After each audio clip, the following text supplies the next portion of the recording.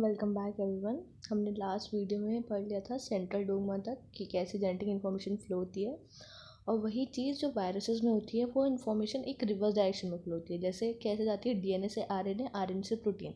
लेकिन जो वायरसेस होते हैं उसमें क्या होता है, पहले आरएनए से डीएनए बनता है। इस प्रोसेस को कहते हैं रिवर्स ट्रांसक्रिप्शन। तो ये जो वायरसेस हैं उनमें ये अपोजिट होता है, रिवर्स डायरेक्शन में चीज़ चलती है। Now packaging of DNA helix. अब जो डीएनए है उसकी पैकेजिंग कैसे होती है। Taken the distance between two consecutive base pair as 0.34 nanometre.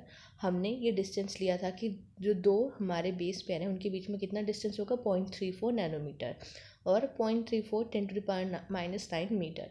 If the length of DNA double helix in a typical membrane cell is calculated, अगर जो human DNA है उसकी लेंथ कैलकुलेट की जाए तो कैसे करेंगे, simply by multiplying the total number of base pair. जितने बेस पेयर्स हैं उसके अंदर दो कॉन्जिक्यूटिव बेस पेयर्स के बीच में जो डिस्टेंस है, और तो क्या है वो, दैट इज 6.6 इंटू 10⁻, मतलब टोटल बेस पेयर कितने हैं हमारे पास, 6.6 इंटू 10⁹ बेस पेयर। और जो जो दो बेस पेयर हैं उनके बीच का जो डिस्टेंस है वो कितना है, 0.34 10⁻⁹ metre per base pair. Per base pair मतलब ये जो दो बेस हैं इनके बीच का distance, that is known as per base pair, इतना डिस्टेंस है। तो हम टोटल मल्टीप्लाई कर देंगे टोटल जितने बेस पेयर्स हैं इनटू दो बेस पेयर्स के बीच के में कितना डिस्टेंस है, तो उससे क्या मिल जाएगी, हमें टोटल लेंथ मिल जाएगी हमारे डीएनए की। तो it come out to be approximately 2.2 metres. तो कितनी आएगी, अप्रॉक्सीमेटली 2.2 मीटर्स उसकी लेंथ आ जाएगी। A land that is far greater than the dimension of a typical nucleus, that is मतलब इतना तो हमारे न्यूक्लियस की भी लेंथ नहीं है जितनी बड़ी लेंथ हमारे डीएनए की है। तो अब फिर सोचने वाला विषय ये है कि जब डीएनए की लेंथ न्यूक्लियस की लेंथ से भी बड़ी है तो वो वहाँ पे उसके अंदर कैसे आ जाता है, क्या होता है, कैसे उसकी पैकेजिंग होती है। तो हमें इसमें यही पढ़ना है, इतनी बड़ी लेंथ होने के बाद भी हमारे न्यूक्लियस में डीएनए कैसे रहता है। तो a length that is far greater than the dimension of a typical nucleus approximately 10⁻⁻⁶ metre. How is such a long polymer packed in a cell. कैसे अब ये पैक है हमारे सेल में। अगर ये अभी वही क्वेश्चन दिया कि तुम्हें ई कोलाई की लेंथ पता है तो तुम उसके नंबर ऑफ बेस पेयर्स निकाल लो कितने होंगे। तो इन प्रोकैरियोट्स, अगर हम प्रोकैरियोट्स की बात करें जैसे कि E coli, though they do not have defined nucleus, उनके पास एक डिफाइंड न्यूक्लियस नहीं होता, लेकिन the DNA is not scattered throughout the cell, उनका डीएनए भी पूरे सेल में से बिखरा हुआ नहीं होता है। डीएनए कैसा है, बीइंग नेगेटिवली चार्ज, वो हेल्ड है कुछ प्रोटीन्स के साथ जिनको के पास क्या होता है, पॉजिटिव चार्ज। अब देखो ये डीएनए नेगेटिवली चार्ज और कुछ प्रोटीन्स है पॉजिटिवली चार्ज, तो ये आपस में अट्रैक्ट करेंगे तो डीएनए इसके अराउंड रैप हो जाएगा। तो वही DNA being negatively charge is held with the some protein that have positive charge in a region termed as nucleoid, और जिस रीजन में होते हैं उस रीजन को कहा जाता है न्यूक्लियोइड। क्या कहा जाता है, nucleoid. The DNA in nucleoid is organise in large loops held by proteins. जो डीएनए है किसमें, न्यूक्लियोइड में, कैसे ऑर्गेनाइज है, लार्ज लूप्स में ऑर्गेनाइज्ड है। और वो लूप्स को कौन पकड़ के रखा है, प्रोटीन ने पकड़ के रखा है, प्रोटीन ने होल्ड करके रखा है। तो डीएनए कहाँ है, जो न्यूक्लियोइड में डीएनए है कैसे ऑर्गेनाइज है, लूप्स के फॉर्म में, और लूप्स को किसने पकड़ के रखा है, प्रोटीन ने पकड़ के रखा है। अब हम बात करते हैं यूकैरियोट्स की। In eukaryote this organisation is much more complex. Eukaryotes में ये ऑर्गेनाइजेशन और ज़्यादा कॉम्प्लेक्स है। There is a set of positively charge basic proteins called histones. वहाँ पे एक क्या होता है, पॉजिटिवली चार्ज प्रोटीन्स का सेट है जिन्हें क्या कहा जाता है, हिस्टोन्स कहा जाता है। Protein acquiring charge depending upon the abundance of amino acid residue with charge side chains. अब इसने कहा जो प्रोटीन पे चार्ज है वो किस पे डिपेंड करेगा, कि उसके पास जो अमीनो एसिड है वो किस अमीनो एसिड के रेसिड्यूज हैं उसके पास। और रेसिड्यू भी क्या, कि जो वहाँ पे अमीनो एसिड का रेसिड्यू है तो उसकी जो चार्ज वाली साइड चेन्स होती है उस पर कौन सा चार्ज है। तो बेसिकली प्रोटीन का चार्ज डिपेंड करता है कि उस पर कौन सा अमीनो एसिड का रेसिड्यू प्रेजेंट है और उसमें भी कौन सी चार्ज साइड चेन्स है, तो इस पर डिपेंड करता है प्रोटीन का charge. Histones are rich in the basic amino acid residues. अब हिस्टोन हम बोल रहे हैं पॉजिटिवली चार्ज है, तो पॉजिटिवली चार्ज है तो मतलब उसके पास जो अमीनो एसिड के रेसिड्यूज हैं उन पे पॉजिटिव चार्ज होगा। तो वही लिखा है, हिस्टोन्स क्या है, are rich in a basic amino acids residue. कौन कौन से अमीनो एसिड रेसिड्यू है उसके पास, लाइसिन एंड आर्जिनिन। तो यहाँ से PYQ पूछा गया है कि कौन कौन से अमीनो एसिड रेसिड्यूज होते हैं स्टोन्स के पास जो उसको पॉजिटिवली चार्ज या फिर बेसिक अमीनो एसिड बनाते हैं। Both the amino acid residue carry positive charge. देखो वही लिखा है ना, दोनों अमीनो एसिड रेसिड्यू के पास क्या है, पॉजिटिव चार्ज है उनकी साइड चेन्स में। Histones are organise to form a unit of 8 molecules called histone octamer. अब ये मान लो ये हमारे हिस्टोन्स क्या है, प्रोटीन है। अब हिस्टोन्स क्या है, इनको ऑर्गेनाइज किया गया है कि वो ऐसे ऑर्गेनाइज हो, एक मॉलिक्यूल बनाए कि इसकी 8 को मिलकर एक मॉलिक्यूल बने। तो 8 यूनिट मिलके एक मॉलिक्यूल बना रही हैं, तो उसको क्या कहेंगे हम, हिस्टोन ऑक्टामर। क्या कहेंगे, हिस्टोन। हिस्टोन क्यों, क्योंकि हिस्टोन की बेसिक यूनिट्स है इसके अंदर, और ऑक्टामर क्यों, क्योंकि वो 8 बन रहा है, 8 यूनिट से मिलके बनाया है एक molecule, that is histone octamer. जब जो निगेटिवली चार्ज डीएनए है, the negatively charged DNA is wrapped around the positively charged histone octamer to form a structure called nucleosome। अब जो निगेटिवली चार्ज डीएनए है हमारा, वो रैप हो जाएगा पॉजिटिव चार्ज हिस्टोन ऑक्टामर, ये हमारा हिस्टोन ऑक्टामर है, तो इसके अराउंड ये हमारा डीएनए रैप हो जाएगा पूरा, इस पर ऐसे लिपट जाएगा और क्या बना लेगा, form a structure called nucleosome. अब क्या स्ट्रक्चर बन गया, जब खाली हिस्टोन के अलग अलग 8 यूनिट मिलके आए और एक मॉलिक्यूल बनाया तो उसे कहा गया हिस्टोन ऑक्टामर। जब ऑक्टामर पे हमारा डीएनए लग गया, इसे मेंशन कर लेते हैं, ये क्या है हमारा डीएनए, डीएनए रैप हो गया। अब जब हिस्टोन ऑक्टामर है और डीएनए, उसके ऊपर डीएनए रैप हो गया, तो अब इस पूरे स्ट्रक्चर को कंबाइनली क्या कहा जाएगा, न्यूक्लियोसोम। क्या कहा जाएगा, nucleosome, nucleosome. A typical nucleosome contain 200 base pair of DNA helix. तो अब न्यूक्लियोसोम के अंदर कितने बेस पेयर्स होते हैं, 200 बेस पेयर होते हैं डीएनए हेलिक्स के। Nucleosome constitute the repeating unit of a structure in the nucleus called chromatin. अब न्यूक्लियोसोम क्या है, एक रिपीटिंग यूनिट है, और जो एक स्ट्रक्चर है न्यूक्लियस में, उसकी रिपीटिंग यूनिट है, डेट इज क्रोमैटिन। अब हम देखें कि ये क्रोमैटिन, जैसे ये तुम देख सकते हो, भी आगे पढ़ोगे तो एक thread like stain colour bodies दिखती है न्यूक्लियस में, तो न्यूक्लियोसोम जो है क्रोमैटिन में ऐसे दिखता है बीड, जैसे यहाँ देख सकते हो तुम इस डायग्राम में, ये कैसे लग रहा है कि एक थ्रेड जा रहा है ये पूरा, और उसके ऊपर ऐसे छोटे छोटे बीड्स लगे हैं, तो इसे कहा जाता है बीड्स ऑन स्ट्रिंग। अब जो छोटे छोटे बीड्स हैं, ये क्या है, ये न्यूक्लियोसोम है हमारा। और न्यूक्लियोसोम कैसे बना है, हिस्टोन ऑक्टामर पे जब डीएनए क्या हुआ है, रैप हुआ है, तो बना है न्यूक्लियोसोम। और न्यूक्लियोसोम क्या है, बेसिक यूनिट या फिर रिपीटिंग यूनिट है एक थ्रेड लाइक स्ट्रक्चर की, और इस थ्रेड लाइक स्ट्रक्चर को क्या कहा जाता है, क्रोमैटिन। क्या कहा जाता है इसको, क्रोमैटिन। तो ये हमें याद रखना है, तो ये लिखा है, nucleosome constitute the repeating unit. क्या है, रिपीटिंग यूनिट है किसकी, एक स्ट्रक्चर की, जो कहाँ प्रेजेंट होता है, हमारे न्यूक्लियस में प्रेजेंट होता है, और ये पूरा क्या है, हमारा न्यूक्लियस है ये पूरा।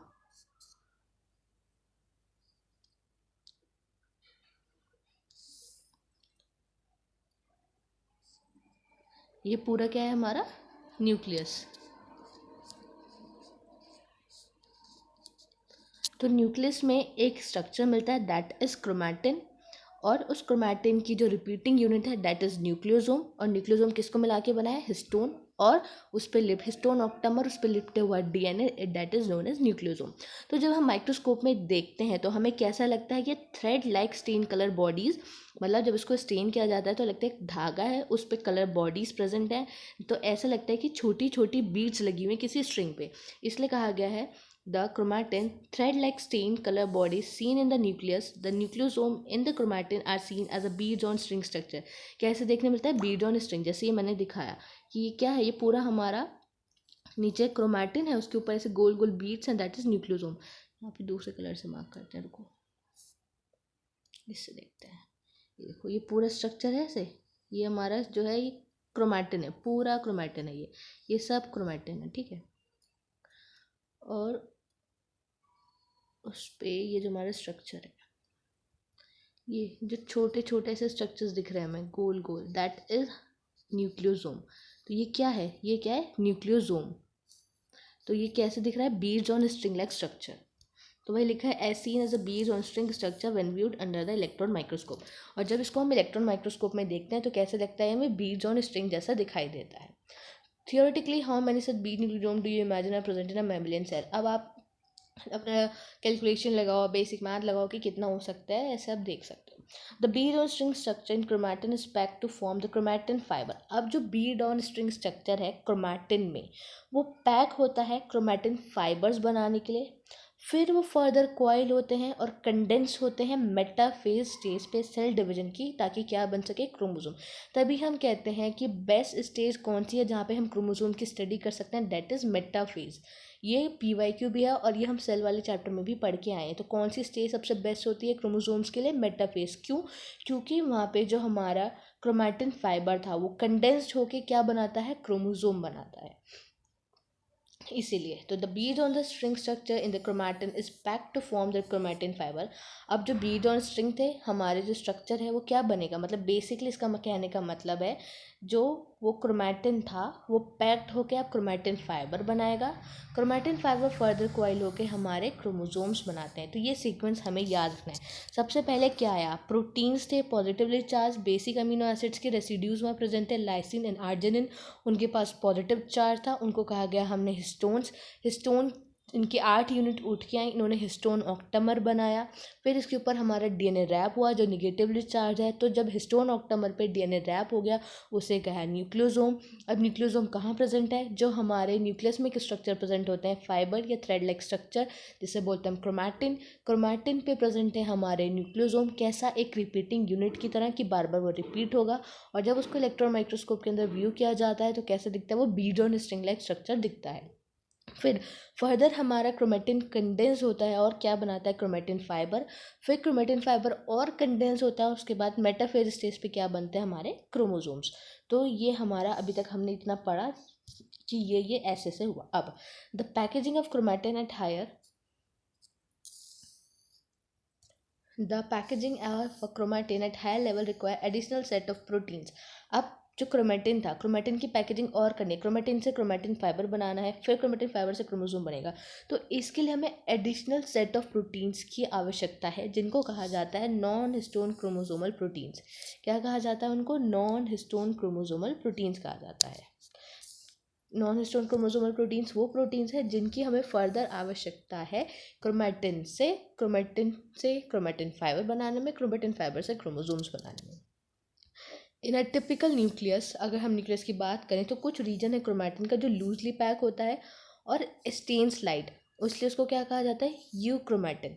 मतलब अब क्रोमैटिन हमारा पूरा स्ट्रक्चर था, ये बीड और स्ट्रिंग ऐसे स्ट्रक्चर प्रेजेंट है, तो इसमें कुछ रीजन है जो लाइटली होगा और कुछ होगा जो बहुत डार्क होगा। तो जो लाइट रीजन है उसे कहा जाता है यूक्रोमैटिन और जो डार्क होता है डेंसली पैक स्टेन होता है बॉडीज उसे कहा जाता है हेट्रोक्रोमैटिन। तो ये हमें याद रखना है कि कौन सा डार्कली स्टेन्ड है कौन सा लाइटली स्टेन्ड है, ये भी PYQ में पूछे गए हैं। और हर चैप्टर के बाद उसके PYQ करना बहुत ज़रूरी है ताकि याद रहें चीज़ें कि जो तुमने पढ़ा, एक बार में पढ़ा समझा कितना तुम्हें आया, और आते हुए भी क्या चीज़ तुमने गलत करी। जब तक वो नहीं करोगे तो कोई फ़ायदा ही नहीं होता चैप्टर पढ़ने का, जब तक हम PYQ ना करें। तो क्रोमैटिन जो more densely pack stain dark bodies है उसे हेट्रोक्रोमैटिन कहा जाता है, लाइट वाले को यूक्रोमैटिन कहा जाता है। अब जो लाइट है वही क्या है? एक्टिव है। तो हम इसे ऐसे मतलब याद रख सकते हैं, इसका कोई लॉजिक नहीं है, मतलब इससे कोई रिलेशन नहीं है कि मतलब जो हल्के फुल्के लोग होते हैं वो ज़्यादा एक्टिव होते हैं और जो थोड़े बल्कि होते हैं वो थोड़े लेजी टाइप होते हैं। तो जो लाइटली स्टेन है मतलब लाइट वेट हल्के, तो वो क्या होंगे? एक्टिव होंगे। और जो डार्क हैं डेंस हैं थोड़े बल्कि हैं वो कैसे होंगे? इनएक्टिव होंगे। तो यूक्रोमैटिन को क्या कहा जाता है? ट्रांसक्रिप्शनली एक्टिव क्रोमैटिन कहा जाता है, वहीं पे हेट्रोक्रोमैटिन को इनएक्टिव कहा जाता है।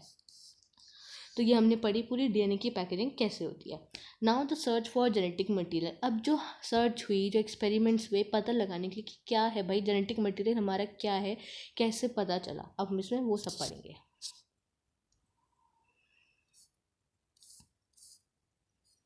The search for genetic material.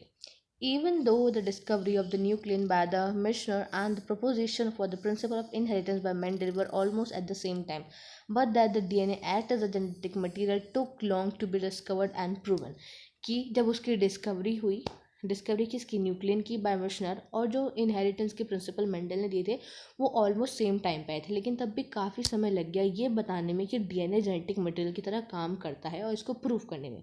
By 1926, the quest to determine the mechanism for the genetic inheritance had reached the molecular level. अब जो जेनेटिक इनहेरिटेंस के प्रिंसिपल पढ़े थे कि भाई ये जीन ऐसे ऐसे ट्रांसफ़र होते हैं, अब एक क्वेस्ट छिड़ गई, एक जिज्ञासा सी उठी कि एक, या फिर हम बोलते हैं कि उस चीज़ को फाइंड करने की जो पूरा प्रोसेस था, या जो क्षमता थी वो कहाँ पहुँच चुकी थी, मॉलिक्यूलर लेवल पे। मतलब अब लोग उस अंदर जाना चाहते थे कि मॉलिक्यूलर लेवल पे क्या होता है, ऐसा क्या चीज़ है जिसकी वजह से ये सारी चीज़ें, ये कैरेक्टरिस्टिक्स एक पेरेंट्स से उसकी जनरेशन में जाते हैं। तो by the 1926 the quest to determine the mechanism for the genetic inheritance had reached the molecular level.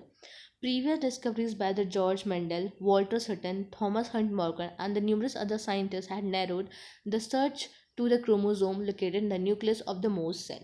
But the question of the what molecule was actually the genetic material had not been answered. कि इन सब की इतने discoveries की वजह से, बहुत सारी की चीज़ों की वजह से, कि ये तो हो गया था कि क्रोमोसोम लोकेटेड होते हैं न्यूक्लियस में, हर एक सेल में, लेकिन अभी भी ये क्वेश्चन था कि कौन सा मॉलिक्यूल है जो जेनेटिक मटेरियल की तरह काम करता है। इसका आंसर अभी तक हमें नहीं मिल पाया था। तो इसी के लिए ये सर्च, ये एक्सपेरिमेंट्स किए हुए कि भाई ऐसा कौन सा मॉलिक्यूल है जो जेनेटिक मटेरियल का काम करता है। तो अब इसमें हम 3 एक्सपेरिमेंट्स पढ़ने वाले हैं। पहला है हमारा ट्रांसफॉर्मिंग प्रिंसिपल।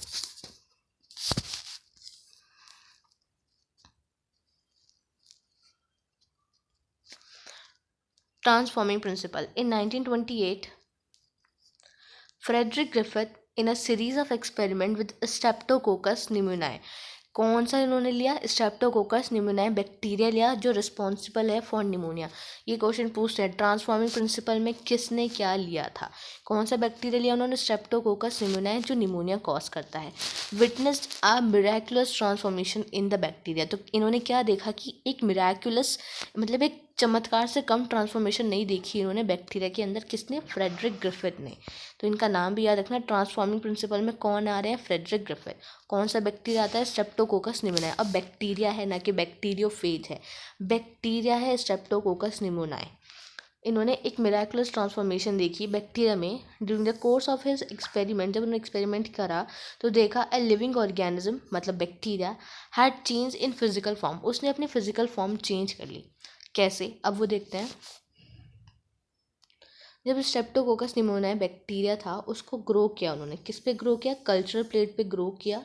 तो सम प्रोड्यूस स्मूथ शाइनी कॉलोनीज, तो कुछ ने क्या प्रोड्यूस करी, स्मूथ और शाइनी कॉलोनीज प्रोड्यूस करी, वाइल कुछ ने क्या प्रोड्यूस करी, रफ कॉलोनीज प्रोड्यूस करी।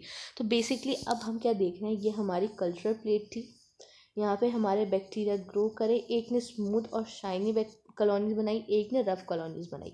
तो एक हमें कैसे मिल गई, एस वाली, that is smooth colonies, and R is for rough colonies, 2 colonies मिल गई।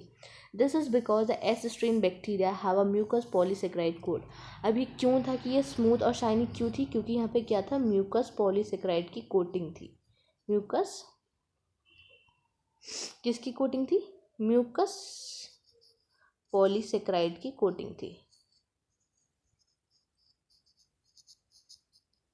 और वहीं पर जो आर स्ट्रेन थी उसके पास ये नहीं था कुछ भी, ऐसी म्यूकस पॉलीसेक्राइड की कोटिंग वगैरह। Mice infected with the S strain, जो माइस को इन्फेक्ट हुआ था एस स्ट्रेन के साथ इन्फेक्टेड था, ये वाला, जब ये स्ट्रेन उठा के माइस में डाला, किस में डाला हमने, माइस में ट्रांसफ़र कर दिया।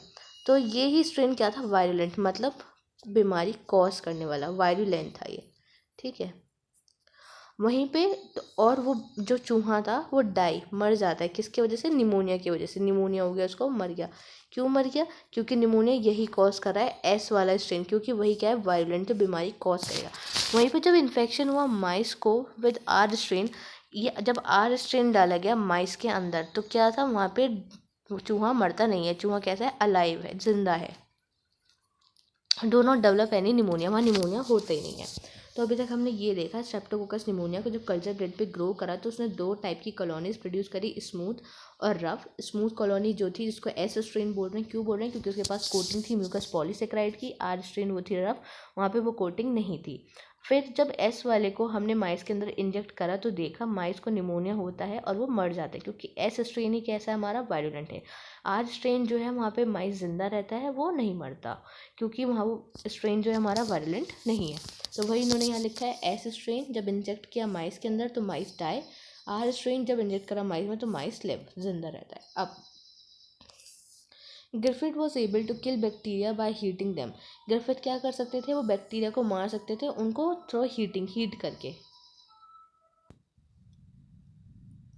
अब जो ग्रिफिथ थे वो किल कर सकते थे बैक्टीरिया को, उसको हीट करके। तो उन्होंने ये देखा, जब उन्होंने heat killed S strain bacteria को इंजेक्ट करा माइस में, तो माइस अब नहीं मरता है। तो अब ये उनके लिए थोड़ा क्या था, शॉकिंग टाइप था कह सकते हैं, या आश्चर्यजनक था कि ऐसा क्यों नहीं हुआ। तो जब ग्रिफिथ ने हीट एस किल्ड बैक्टीरिया को डाला तो माइस वहाँ पे नहीं रहता है। When he injected a mixture of heat killed S and the live R strain, जब उन्होंने हीट किल्ड एस स्ट्रेन और आर स्ट्रेन को मिक्स करके डाला तो माइस मर जाता है। तो मोर ओवर उन्होंने रिकवर किया कि living S bacteria dead mice से। अब लिविंग वाला वो, जब वो यहाँ पे ये माइस मर गया, जब मिक्सचर डाला तो जब उन्होंने देखा तो उसके अंदर क्या मिला, लिविंग एस बैक्टीरिया का स्ट्रेन मिलता है, मतलब एस बैक्टीरिया मिलता है जिसको उन्होंने हीट किल करके डाला था, लेकिन वही उनको वो चीज़ एक्सट्रैक्ट हुई उस मरे हुए माइस में से जहाँ पे उन्होंने वो मिक्सचर डाला था। तो उन्होंने कंक्लूड करा कि जो आर स्ट्रेन बैक्टीरिया था वो समहाउ ट्रांसफॉर्म हो गया by heat killed S strain bacteria से, कि जब ये हीट किल्ड था तो एस स्ट्रेन बैक्टीरिया ने यहाँ पे तो नहीं जा सकता, लेकिन इसके अंदर से कुछ चीज़ ट्रांसफ़र हुई जिसने आर स्ट्रेन को कन्वर्ट कर दिया एस स्ट्रेन में, और तभी वो माइस के अंदर इंजेक्ट हुआ और माइस वहाँ पे जाके मर जाता है। तो वही उन्होंने कंक्लूड करा कि जो आर स्ट्रेन बैक्टीरिया था समहाउ बीन ट्रांसफॉर्म हो गया हीट किल्ड एस स्ट्रेन के थ्रू बैक्टीरिया के लिए, और वही कुछ जो ट्रांसफॉर्मिंग प्रिंसिपल था, फिर वही का सम ट्रांसफॉर्मिंग प्रिंसिपल कुछ तो ट्रांसफ़र हुआ है हीट किल्ड एस स्ट्रेन से, जो इनेबल, जिसके पास पावर थी, क्षमता थी, आर स्ट्रेन ने सिंथेसाइज करना शुरू कर दी स्मूथ पॉलीसेकेराइड कोड, और क्या बन गया, वायलेंट बन गया। This must be due to transfer of the genetic material, और ऐसा क्यों हुआ, क्योंकि वहाँ पे जेनेटिक मटेरियल ट्रांसफ़र हुआ है। हाउएवर, लेकिन अब भी वो ये नहीं बता पाए कि बायोकेमिकल नेचर कैसा है उस जेनेटिक मटेरियल का इनके इस एक्सपेरिमेंट से। तो अभी तक इन्होंने क्या दिया, इन्होंने ट्रांसफॉर्मिंग प्रिंसिपल दिया कि ऐसा कुछ तो है जो जा रहा है, जो उस चीज़ को ट्रांसफॉर्म कर रहा है, लेकिन अभी भी उसका हमें बायोकेमिकल नेचर नहीं पता है। तो ये था हमारा फ्रेडरिक गिफिथ का एग्जाम्पल पूरा, ये ट्रांसफॉर्मिंग प्रिंसिपल। अब हम चलते हैं नेक्स्ट पे, जो है हमारा biochemical characterisation of transforming principle. देखो, सबसे पहला है ट्रांसफॉर्मिंग प्रिंसिपल। अब इसमें क्या चीज़ रह गई, क्या कमी रह गई थी, तो उसी को सही किया जाएगा। अभी हम ये नहीं पता कर पाए थे कि जो हमारा जो चीज़ ट्रांसफ़र हुई है उसका बायोकेमिकल कैरेक्टरिस्टिक या कैसा नेचर है उसका, तो अब हम वही पढ़ेंगे। Prior to the work of Oswald Avery, Colin MacLeod and Maclyn MC Carty, इन तीनों के उससे पहले the genetic material was thought to be a protein. इनके काम से पहले ये सोचा जाता था कि जेनेटिक मटेरियल क्या है, प्रोटीन है। ठीक है। They work to determine the biochemical nature of transforming principle in Griffith experiment. इन्होंने क्या करा कि ये जानना चाहते थे ग्रिफिथ की एक्सपेरिमेंट में जो ट्रांसफॉर्मिंग प्रिंसिपल है उसका बायोकेमिकल नेचर क्या है। तो इन्होंने क्या करा, दे प्योरीफाइड बायोकेमिकल्स। इन्होंने जो बायोकेमिकल्स थे उनको प्योरीफाइड किया, जैसे कि protein, DNA, RNA et cetera, from the heat killed S cell to see which one को ट्रांसफॉर्म द लाइव आर। अब जो हीट किल्ड एस था, ये हमारे पास क्या है, हीट किल्ड एस सेल है पूरा। इसके इस सेल्स में से हम क्या क्या निकाल रहे हैं, इसके सेल्स में से हमने निकाला प्रोटीन, DNA और RNA, ये सब हमने इसके सेल में से निकाल लिए, ये देखने के लिए कि इनमें से क्या चीज़ जाएगी आर इस वाले में और उसको ट्रांसफॉर्म कर देगी इनटू एस सेल में। दे डिस्कवर दैट, उन्होंने डिस्कवर किया कि DNA ही है जो एस बैक्टीरिया से जाता है और आर को ट्रांसफॉर्म कर देता है। अब they also discover that the protein digesting enzyme, उन्होंने ये भी डिस्कवर किया कि जो प्रोटीन डाइजेस्टिंग एंजाइम्स है जैसे कि protease, RNA digesting enzyme, RNAs did not affect the transformation. जब उन्होंने बेसिकली क्या करा था, अब ये तीनों चीज़ें ली और तीनों में हर बार ये लिया, ठीक है।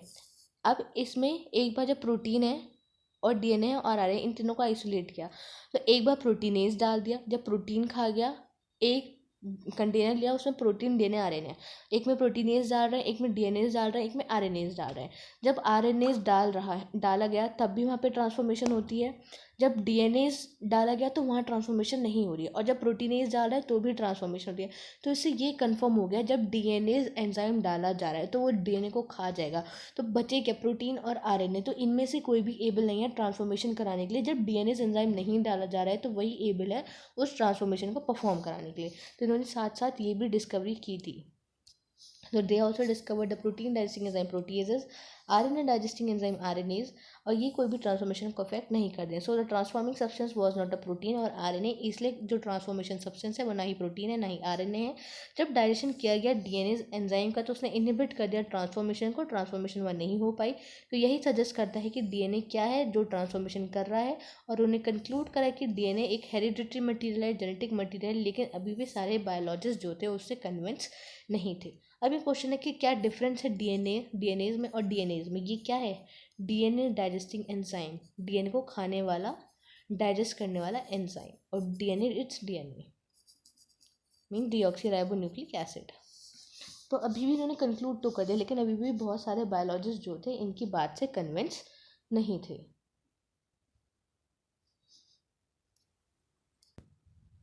अब हमारा एक्सपेरिमेंट आता है the genetic material is DNA, कि अभी किसने प्रूव करा कि जिसमें सब लोग कन्विंस हो गए हाँ भाई जेनेटिक मटेरियल हमारा डीएनए ही है। तो द अनइक्विवोकल प्रूफ, अब यहाँ से क्वेश्चन पूछते हैं कि द अनइक्विवोकल प्रूफ किसने दिया था कि डीएनए ही जेनेटिक मटेरियल है, जिसका फिर कोई तोड़ ही नहीं निकला। केम फ्रॉम द एक्सपेरिमेंट, किसके एक्सपेरिमेंट से आया था? Alfred Hershey and Martha Chase, 1952। तो यहाँ से भी क्वेश्चन पूछते हैं कि किसने अनइक्विवोकल प्रूफ दिया डीएनए का कि वही जेनेटिक मटेरियल है, that is Alfred Hershey and the Martha Chase. They work with viruses that infect bacteria called bacteriophage, उन्होंने किसके साथ काम करा? वायरस के साथ काम करा जो बैक्टीरिया को इन्फेक्ट करता है, और उसे कहते हैं हम बैक्टीरियोफेज। जो सबसे पहले था ट्रांसफॉर्मिंग प्रिंसिपल, वहाँ बैक्टीरिया यूज हुआ था, दैट इज स्ट्रेप्टोकोकस निमोनाए। फिर जो जेनेटिक मटेरियल डीएनए उसमें क्या यूज़ किया गया? वायरस के साथ वर्क किया गया जो बैक्टीरिया को इन्फेक्ट करेगा, that is bacteriophage. The bacteriophage attached to the bacteria and its genetic material then enter the bacterial cell. Bacteriophage को अटैच करवाया जाता है बैक्टीरिया पे, फिर वो अपना जेनेटिक मटेरियल ट्रांसफर कर देता है बैक्टीरियल सेल में। अब बैक्टीरियल सेल ट्रीट करेगा वायरल जेनेटिक मटेरियल को अपना समझ के, और सब्सिक्वेंटली मैन्युफैक्चर करेगा बहुत सारे और वायरस पार्टिकल्स को। अब जो हर्शी और चेज से उन्होंने क्या करा? Discover it was a protein और DNA from the virus that enter the bacteria. अब वो ये जानना चाहते थे कि क्या प्रोटीन जा रहा है कि डीएनए जा रहा है। They grew some viruses on a medium that contain radio active phosphorus, उन्होंने कुछ वायरसेस को ग्रो करवाया किस मीडियम पे? जहाँ पे रेडियो एक्टिव फॉस्फोरस हो, और कुछ को ग्रो करवाया किस मीडियम पे? जहाँ पे रेडियो एक्टिव सल्फर हो। सपोज ये हमारे पास दो प्लेट्स हैं, इस पे हमें क्या मिल रहा है? रेडियो एक्टिव फॉस्फोरस, और इस पे है हमारा रेडियो एक्टिव सल्फर। अब इस पे हम क्या कर रहे हैं? वायरसेस को ग्रो करवा रहे हैं। इस पे हमारे सपोज मान लो ये हमारे वायरसेस हैं, ये ग्रो कर रहे हैं। तो ये क्या ले लेंगे? जो रेडियो एक्टिव वाले हैं वो फॉस्फोरस लेंगे अपनी बॉडी में, और दूसरी तरफ यहाँ पे रेडियो एक्टिव क्या है? सल्फर है, तो वो अपनी बॉडी में सल्फर को लेंगे। नाउ मूविंग फर्दर, तो viruses grow in the presence of the radio active phosphorus, जो रेडियो एक्टिव फॉस्फोरस के प्रेजेंस में ग्रो करें उनके पास क्या मिलेगा? रेडियो एक्टिव डीएनए मिलेगा, लेकिन वहाँ पे रेडियो एक्टिव प्रोटीन नहीं मिलेगा। अब रेडियो एक्टिव डीएनए मिलेगा, ये क्यों कहा गया? क्योंकि जो हमारा न्यूक्लियोटाइड होता है वहाँ पे फॉस्फेट होता है, इसलिए जो ये हमारा डीएनए है, तो हम लिख सकते हैं यहाँ पे इसके अंदर डॉट बनाते हैं, ये प्रेजेंट कर रहा है रेडियो एक्टिव फॉस्फोरस को, कि इसका डीएनए कैसा है? इसका रेडियो एक्टिव डीएनए है इसका, ठीक है। वहीं पर जो प्रोटीन है सल्फर, यहाँ पे क्या होगा? प्रोटीन। अब क्योंकि सल्फर कंटेनिंग प्रोटीन्स होते हैं, तो इसलिए जो प्रोटीन कोड या कवरिंग है वो कैसी है? इसकी रेडियो एक्टिव है। तो similarly because DNA contains a phosphorus, लेकिन प्रोटीन के पास नहीं होता। सिमिलरली जो वायरस ग्रो करा है हमने रेडियो एक्टिव सल्फर पे, उसके पास रेडियो एक्टिव प्रोटीन मिलेगा, रेडियो एक्टिव डीएनए नहीं मिलेगा, क्योंकि डीएनए के पास हमारे पास सल्फर नहीं होता। तो अब हमने दो कल्चर प्लेट ली, वहाँ पे वायरसेस को ग्रो कराया, एक पे रेडियो एक्टिव फॉस्फोरस था, एक तरफ रेडियो एक्टिव सल्फर था। फॉस्फोरस वाले के पास रेडियो एक्टिव डीएनए मिलेगा, सल्फर वाले के पास रेडियो एक्टिव प्रोटीन मिलेगा। अब आगे बढ़ते हैं। जो अब रेडियो एक्टिव फेजेस हैं, मतलब हमारे बैक्टीरियोफेजेस हैं। Radio active phases means bacteriophages, उनको अलाउ किया गया, जाओ अब तुम अटैच हो जाओ इकोलाई बैक्टीरिया पे। देखो इनको अलाउ करें, और ये क्या है? हमारा बैक्टीरिया, कि जाओ इनके ऊपर तुम अटैच हो जाओ। अब इनको अलाउ करा गया, तो दैट एन इन्फेक्शन प्रोसीड, अब इन्फेक्शन आगे प्रोसीड करा, तो जो वायरल कोड था वो रिमूव हो गया from the bacteria by agitating them in a blender. अब जब इनको घुसा दिया, ये कैट हो गए, अब इनको हटाना है तो इनको ब्लेंडर में डालेंगे, एगिटेट करेंगे, घुमाएंगे, तो ये हट जाएंगे वायरस के कोड, ठीक है। वायरस पार्टिकल सेपरेट हो जाएंगे बैक्टीरिया से by spinning them in a centrifuge, और उनको सेंट्रीफ्यूज में जब हम स्पिन करेंगे तो वहाँ से जो वायरस पार्टिकल हैं वो हट जाएंगे। अब जो बैक्टीरिया जो इन्फेक्टेड है वायरस से, उसको अगर हम radio active that had radioactive DNA were radioactive, indicating that the DNA was a material that passed from the virus to the bacteria. तो जो बैक्टीरिया इन्फेक्टेड थे वायरस के साथ, जिनके पास रेडियोएक्टिव डीएनए पाया गया, तो ये क्या इंडिकेट करता है कि डीएनए ही वो मटेरियल है जो वायरस से ट्रांसफर हुआ बैक्टीरिया में। बैक्टीरिया को जिनको इन्फेक्ट किया गया था, जिनके पास रेडियोएक्टिव प्रोटीन था, उनको कोई भी रेडियोएक्टिव नहीं निकला। तो इससे ये पता चलता है कि प्रोटीन आगे बैक्टीरिया में ट्रांसफर ही नहीं हुआ।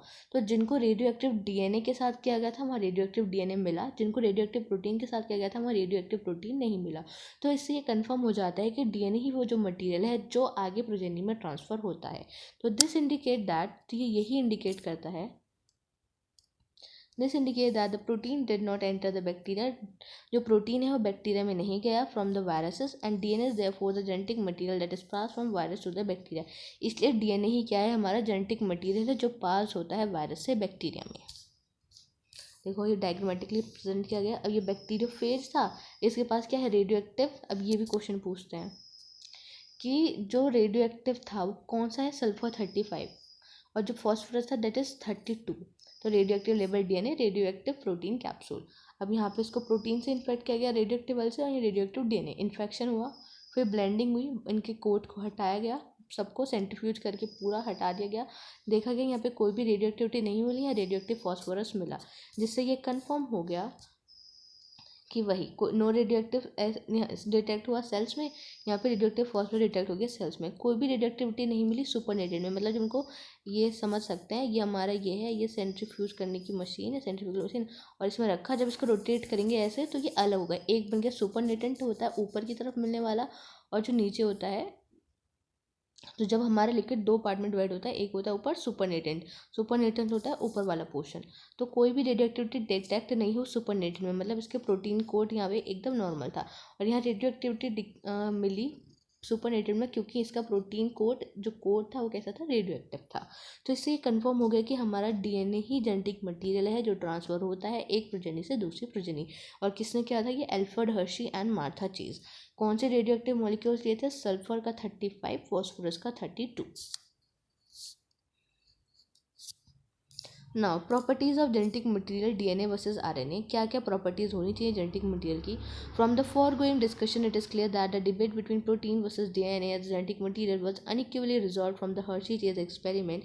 It became an established fact that it is the DNA that acts as genetic material. अब हम जितना भी डिस्कशन अभी पढ़ के आए हैं, अब ये जो हर्शी और चेज थे इनके एक्सपेरिमेंट से पता हो गया, पता चल गया कि डीएनए ही वो हमारा क्या काम करता है, जेनेटिक मटेरियल का काम करता है। However subsequently become clear that in some virus, ये भी क्लियर हुआ कि कुछ वायरसेस में आरएनए भी है जो जेनेटिक मटेरियल का काम करता है, जैसे कि tobacco mosaic virus, QB, bacteriophage et cetera. Answer to some of the question such as why DNA is the predominant genetic material, कि डीएनए ही की प्रीडोमिनेंट मटेरियल क्यों है, ज़्यादातर उस ऑर्गेनिज्म में वही क्यों जेनेटिक मटेरियल है, वहीं पे आरएनए जो परफॉर्म करता है डायनेमिक फंक्शन, मैसेंजर की तरह, अडेप्टर की तरह। और from the difference between chemical structure of two nucleic acid molecule, और इनके जो स्ट्रक्चर में क्या डिफरेंस है। तो जो केमिकल डिफरेंस हम देख के आए हैं वो क्या है, डीएनए है हमारा D oxy ribo nucleic acid, और आरएनए कैसा है हमारा, राइबो न्यूक्लिक एसिड। अब जो इसमें शुगर होती है उधर होती है डी ऑक्सी राइबोज, इधर होती है राइबोज।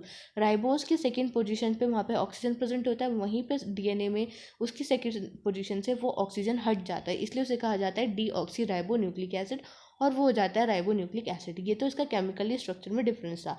अब हम पढ़ते हैं जो मॉलिक्यूल है वो जेनेटिक मटेरियल की तरह जो काम करेगा उसकी क्या क्या क्राइटेरिया है, क्या क्या वो क्राइटेरिया, जो एलिजिबिलिटी क्राइटेरिया हम बोलते हैं ना, कोई चीज़ करने के लिए एक एलिजिबिलिटी क्राइटेरिया आपको वो पास करना पड़ेगा तभी आप उस लायक हैं कि वो काम कर पाए।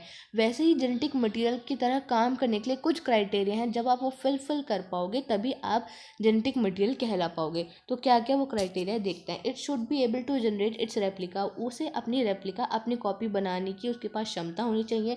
It should be stable chemically and structurally, वो केमिकली और स्ट्रक्चरली स्टेबल होना चाहिए। It should provide the scope for slow changes, मतलब उसके अंदर ये नहीं कि कोई भी कंडीशन चेंज हो जाए बाहर इन्वायरमेंट में और उसके स्ट्रक्चर में चेंज हो जाए, नहीं, कैसा होना चाहिए, स्लो चेंजेस अलाउ करे, म्यूटेशंस अलाउ करे इवोल्यूशन के लिए, बट ये नहीं कि बहुत अनस्टेबल हो, कुछ भी जरा सा चेंज हुआ नहीं कि उसने अपना स्ट्रक्चर चेंज कर दिया, ऐसा नहीं होना चाहिए। क्या होना चाहिए, अपने स्लो म्यूटेशन का स्कोप होना चाहिए, ताकि इवोल्यूशन भी हो और कोई ऐसा स्ट्रक्चरली एकदम चेंज ना आए कि पूरी बॉडी की फंक्शनिंग ही चेंज हो जाए। It should be able to express itself in the form of Mendelian character. अब जो मेंडेलियन कैरेक्टर्स हैं, जो मेंडल के लॉज हैं, उसको उनको भी फुलफिल करना होना चाहिए, तभी उसके पास ये प्रॉपर्टी भी होनी चाहिए, तभी वो जेनेटिक मटेरियल की तरह काम कर पाएगा. If one examine each requirement one by one because of the rule of the base pairing and the complementary, both the nucleic acid DNA and RNA have the ability to direct their duplication. अगर हम बात करें one by one तो हम देख सकते हैं pairing और कॉम्प्लीमेंट्री दोनों ही कर सकते हैं. डीएनए और आरएनए अपने डुप्लीकेशन कर सकते हैं. The other molecule in the living system जैसे कि प्रोटीन ऐसा काम नहीं कर सकते, मतलब अपनी रेप्लिका अपनी कॉपीज नहीं बना सकते. वहीं पर जो जेनेटिक मटेरियल है उसके पास क्या कहा गया, स्टेबल होना चाहिए ताकि उसमें चेंज ना हो different stages of life cycle पे, एज पे, और with change in the physiology of the organism. अगर फिजियोलॉजी चेंज हो रही है, फिजियोलॉजी बेसिकली नॉर्मल अगर स्ट्रक्चर फंक्शन है वो चेंज हो रहा है तो उसके साथ साथ जेनेटिक मटेरियल नहीं चेंज होना चाहिए, वो उन सब के अगेंस्ट रजिस्ट होना चाहिए, स्टेबल होना चाहिए.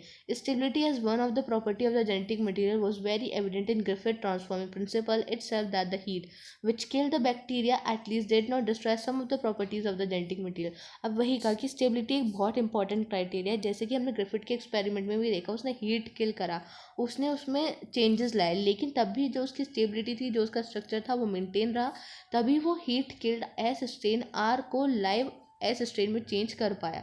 तो एक बहुत इंपॉर्टेंट क्राइटेरिया है कि वो स्टेबल होना चाहिए. This is now can easily B explain in the light of DNA. इसे हम आसानी से समझा सकते हैं.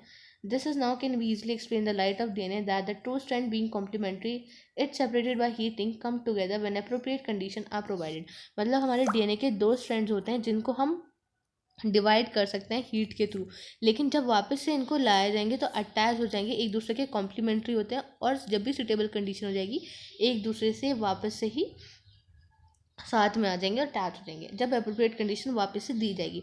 फर्दर जो 2H ग्रुप प्रेजेंट होता है at every nucleotide in RNA वो रिएक्टिव ग्रुप है, उसको क्या बनाएगा, रिएक्टिव बनाएगा. तो स्टेबल वो नहीं हो पाएगा क्योंकि उसके पास जो रिएक्टिव ग्रुप प्रेजेंट है. And make the RNA labial and easily degradable, और उसे क्या बनाता है वो लेबाइल बना देगा और इजीली डिग्रेडेबल बना देगा. तो जो लाइबल का मतलब होता है जो आसानी से चेंज हो जाए, तो इसलिए आरएनए को क्या बना देगा, वो लाइबल बना देगा और इजीली डिग्रेडेबल, आसानी से उसका स्ट्रक्चर टूट जाएगा. क्यों टूट जाएगा, क्यों खराब हो जाएगा, क्योंकि उसके पास क्या होता है, सेकंड पोजीशन पे OH ग्रुप प्रेजेंट होता है. एक ये भी इंपॉर्टेंट लाइन है कि क्यों, किस वजह से हमारा आरएनए स्टेबल नहीं है, क्योंकि उसके पास क्या होता है, सेकंड पोजीशन पे OH ग्रुप प्रेजेंट होता है. RNA is also known to be catalytic, वो कैटालिटिक प्रॉपर्टी भी है, इसलिए वो रिएक्टिव भी है, इसलिए डीएनए ही हमारा केमिकली लेस रिएक्टिव है. अब ये लाइन यहाँ से इंपॉर्टेंट है. तो ये सारे रीजन है जिनकी वजह से हम क्या कहते हैं, डीएनए हमारा केमिकली लेस रिएक्टिव है. क्यों, क्योंकि आरएनए के पास सेकंड पोजीशन पे OH ग्रुप है जो इसको और क्या बनाता है, रिएक्टिव बनाता है. स्टेबिलिटी बहुत इंपॉर्टेंट फैक्टर है और डीएनए हमारा स्टेबल है एज कम्पेयर टू आरएनए. तो therefore DNA chemically is less reactive and structurally more stable when compared to RNA. Therefore, among the two nucleic acid, the DNA is better genetic material. इसलिए अगर दो nucleic acid में compare किया जाए तो DNA हमारा क्या है, बेटर जेनेटिक मटेरियल है. In fact the presence of the thymine at the place of uracil also confer additional stability to DNA. अब डीएनए में हमने फर्स्ट वीडियो में देखा था कि डीएनए में क्या होता है, यूरेसिल की जगह थाइमिन मिलता है, ये कह सकते हैं आरएनए में थाइमिन की जगह यूरेसिल मिलता है. तो detail discussion about this require understanding the process repair in DNA, you will study these in processing higher classes. ये आप आगे सब हायर क्लासेस में पढ़ते हैं. और थाइमिन का हमने दूसरा नाम भी पढ़ा था 5-methyl यूरेसिल. तो ये और एक कंडीशन है जो डीएनए को और ज़्यादा स्टेबल बनाती है कि उसके पास थाइमिन मिलता है एस, और आरएनए में क्या मिलता है, यूरेसिल मिलता है. अब बोथ डीएनए और RNA also able to mutate.